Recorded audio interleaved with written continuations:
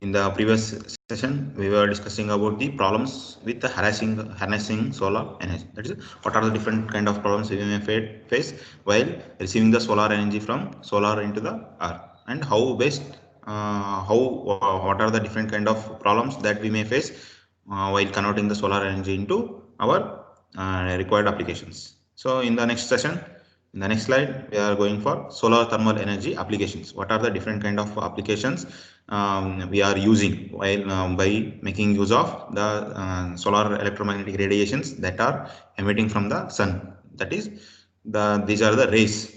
How best we can using for our system. That is the technologies for conversion of solar energy into usable form.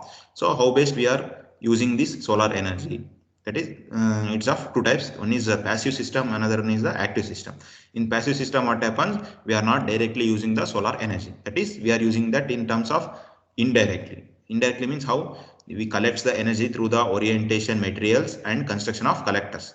By using different solar collectors, we are using the solar radiation in solar radiations, and with the help of these materials and construction of collectors. So for the best example for this kind of passive system is our solar PV system, where we are just collecting the solar energy from the sun and making it use for as for generating electricity, or for making water heaters in our solar rooftops. Then suited for design of buildings. That's one more thing. In the thermo siphoning solar hot water system, that is the solar hot water system that we are installed at our solar rooftops. That's the best way we can using that as a passive systems.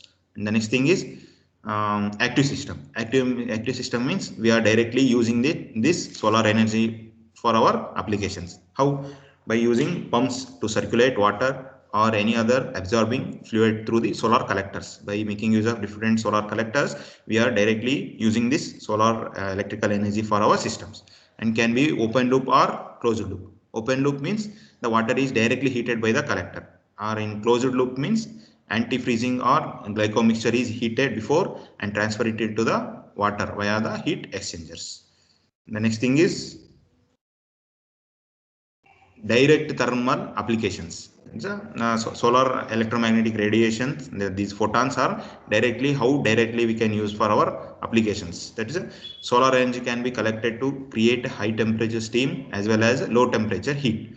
That is, we are just transferring that solar heat into our water heat, and by making use of that water heat, we are transferring the temperature from higher temperature to the lower temperature. And low, medium and high temperature collectors, by making use of low temperature collectors, medium temperature collectors and high temperature collectors as flat plates. By making use of flat plates, the low temperature collectors are used to heat swimming pools, whereas medium temperature collectors are used to heat water or air for domestic and commercial purposes. Then the high temperature system use mirrors or reflective surfaces to concentrate sunlight and are used for electric power generation. It's by making use of solar photovoltaic radiations on the solar PV panels, and that converting solar energy into our electrical energy. So this completes the theoretical part of the module 1. Now I am just going to briefing about the different solar angles. What are the different angles that we face, that we observed, and what are the different kind of problems that we can see.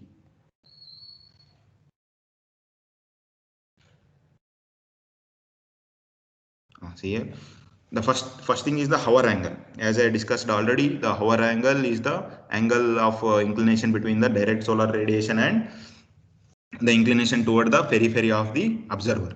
Here you can see that the omega is equals to 15 into ts minus 12. This is the formula for calculating the hover angle. Here the ts means the solar time in hours.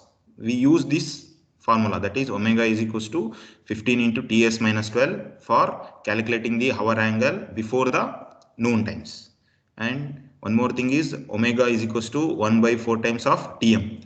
this 1 by 4 tm, 1 by 4 how it comes, as I told already, we are for every 15 for every hour there will be inclination of 15 degrees. So by dividing 15 by 16, 60 we get 4 times.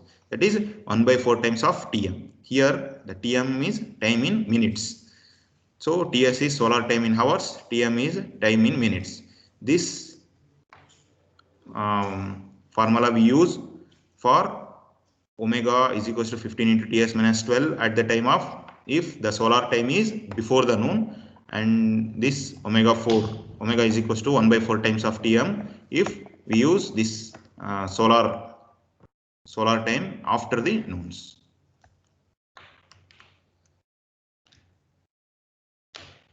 The next is the declination angle. This declination angle gives the formula, that is delta is equals to 23.45 into sine of 360 into 284 plus n and whole divided by 365. This is a 365 is divided because we are considering it for per day, and this is a n. Here the small n indicates the number of days. While solving the problem, we can able to see the best use of these formulas, how we can use there. We can see that at that time. And the next thing is solar altitude angle, solar elevation angles. Yes, this is the one more important formula for solving the problems is solar elevation angle, alpha. This sine alpha gives cos alpha, cos delta, cos omega plus sine alpha, sine delta, sine phi. Here we know what is meant by phi. Phi is the latitude angle. By using cos to this latitude angle, and delta is the declination angle. By using this formula, we get delta, and then omega is here by solving hour angle. Phi is the latitude angle, and sine delta. By using delta for sine, we get the total solar elevation angles. Then one more thing is the solar zenith angle. As I already, while explaining the zenith angle, I told that it's just a complement of what? Solar altitude angle. Complement of solar altitude angle. That is, by just dividing and subtracting with the 90 degree, we use zenith angle. The next thing is the surface azimuth angle. The surface azimuth angle gives the best relationship between the all the different solar angles. That is, cos theta z is equals to cos phi, cos delta, cos omega plus sin phi, sin delta. Here the solar elevation angle, and this is the surface azimuth angle. Don't make confused with these different angles. Solar elevation angle is the cos phi, cos delta, cos omega plus sin phi, sin delta omega. Here cos theta z is the cos phi, cos delta, cos omega plus sin phi, sin delta omega. By looking at these two equations, we can say that these two angles looks similar. So next we can solve some one or two problems. You can easily get the idea about how best we can use these formulas. See here, the first problem gives the calculate the hour angle, that is omega. We need to calculate omega when it is 3 hours after the solar noon. That is after the solar noon. While explaining the previous slide, I told that if it is after the solar noon, we have to add plus 3. If it is after solar noon, we have to add plus to the 12. If it is before the solar noon, we need to minus it. So I am just here adding solar time, that is 12 plus 3 is equals to 15. And for after the solar noon formula is 15 is into TS minus 12. That is TS is here 15. And that solar TS is the solar time, that is 15.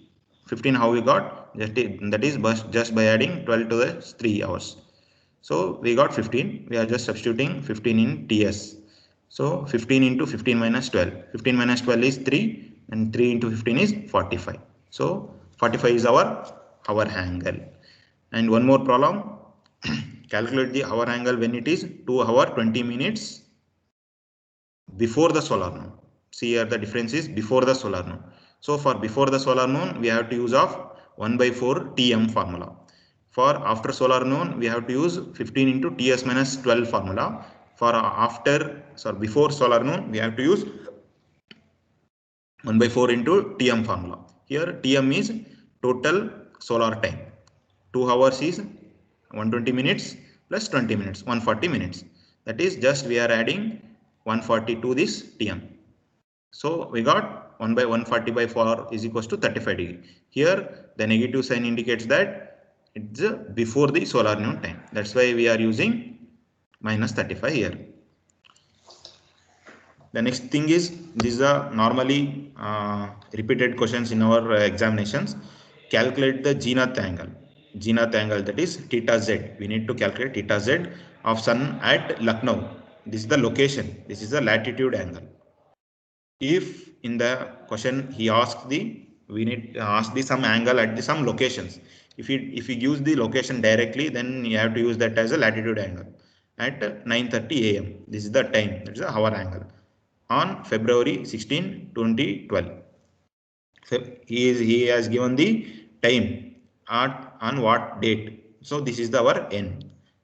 While explaining the previous formula, I have told that n is the number of days. That days we need to calculate for using this by making use of this date. So what we need to calculate? We need to calculate zenith angle, that is theta z of sun at location Lucknow, that is 26.75 north at the time 9:30 a.m. on the date February 16, 2012. So first we need to write what is the given data. So total number of days counted for Jan 1st, 2012. From Jan 2012 to February 16. How many days we need to we can observe there? It is from Jan 1st to February 16, 2012. That is about total 47 days. So this is n. The distance between January 1st to February 16 is total 47 days, which gives our n. Then the declination angle. We need to calculate delta in order to calculate theta z. So to calculate theta z, first we need to calculate delta. How we can calculate delta? By using the declination angle formula. What is that? 23.45 into sine of 360 into 284 plus n whole divided by 365. Here this n we have to substitute from here.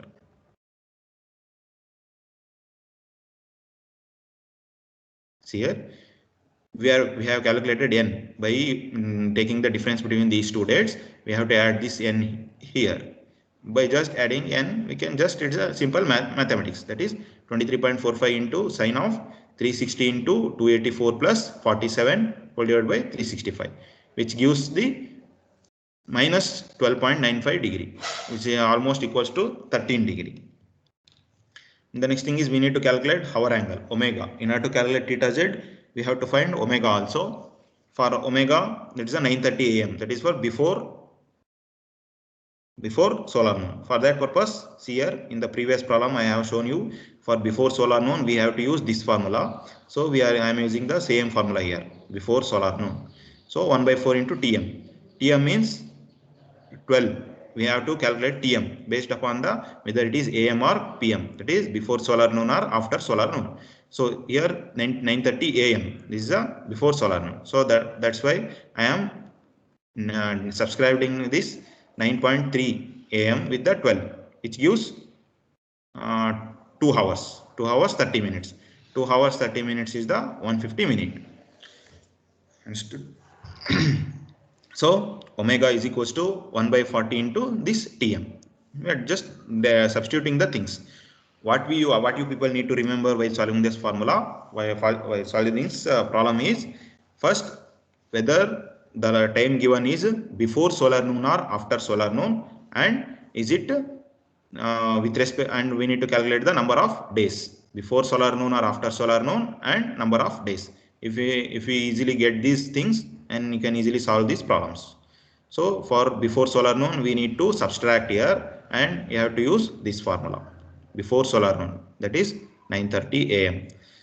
So while solving these things, you got hour angle is equals to 37.5 degrees. That is zenith angle. He asked to calculate zenith angle. That is zenith angle is equals to cos theta z. Cos theta z is equals to cos phi, cos delta, cos omega plus sin phi sin delta. This is the standard formula that you people need to remember always for solving the zenith angle problems. That is cos theta z is equals to cos phi cos delta cos omega plus sin phi sin delta. Just we are substituting here phi. The phi is, as I already told, the location. This we need to substitute here, this phi here. Phi is the location of the particular place. That is latitude angle that we are directly substituting here. That is cos phi. Cos delta we are calculated here, that is substituting here.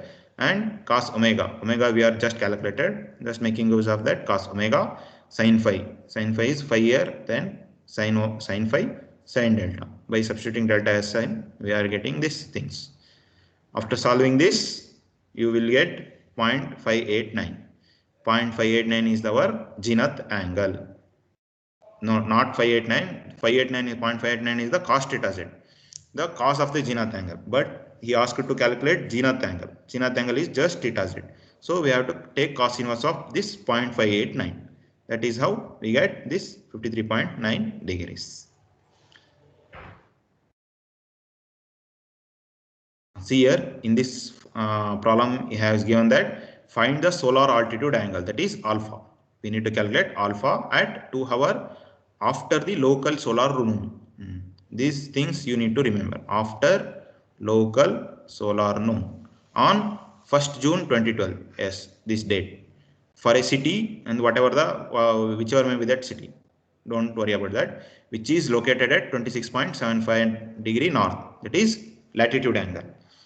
So by just observing the question, you can easily remember that we need to calculate solar altitude angle, that is alpha, at 2 hours after local solar noon. After local solar noon, that is omega.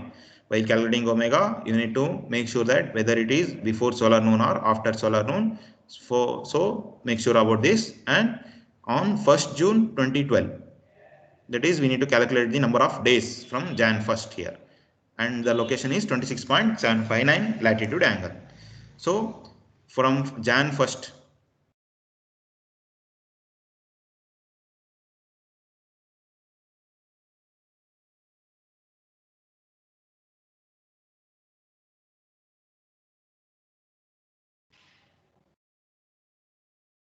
it is from Jan 1st. Jan 1st to June 1st. That is total it will be of 153 days. And TM is number of hours, that is 120 hours.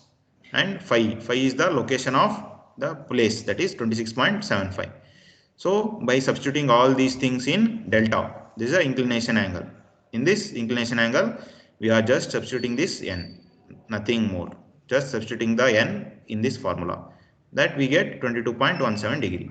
And here he told that after local solar noon. So for that purpose, I am using 1/4 into Tm.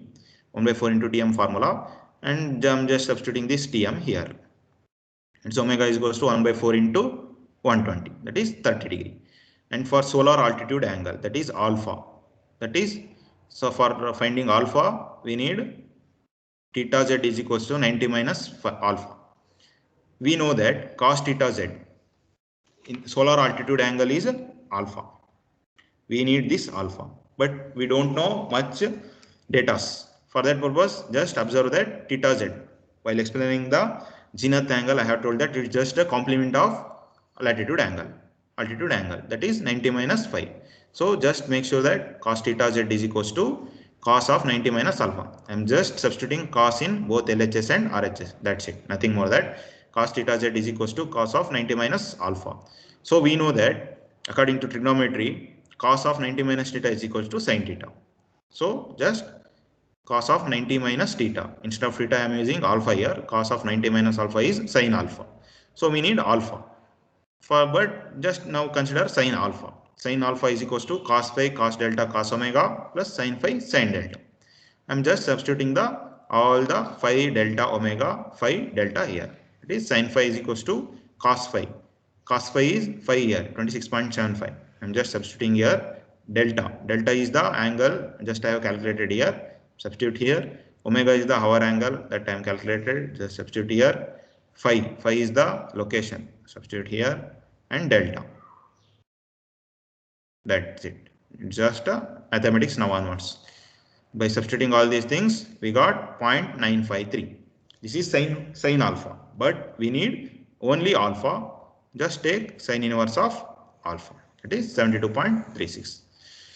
These are the very important formulas and problems that you people can observe in your examinations. That's it. We'll discuss the remaining things in the next class.